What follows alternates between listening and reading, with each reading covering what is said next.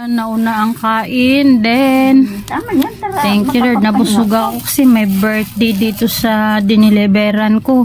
Tapos yan, 4 na herbal rub ang order ni nanay, tapos 2 pouch herbal coffee. And God bless everyone, happy selling.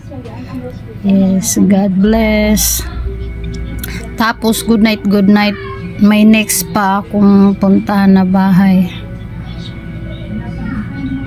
Ngayon kasi si nanay suki ko na ilang taon na po. Balik daw ako sa March 17 sahod ni nanay.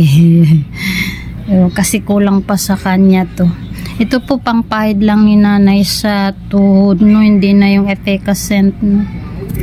Mga pain reliever na may Camphor. Tapos ngayon ko lang na-deliveran si nanay, parang kahapon patawalan ng herbal coffee, kaya ayan, nakabili-bili pa siya ng 3-in-1, pero di na niya inumin dahil dumating na ang 15-in-1 herbal coffee mix. Uy.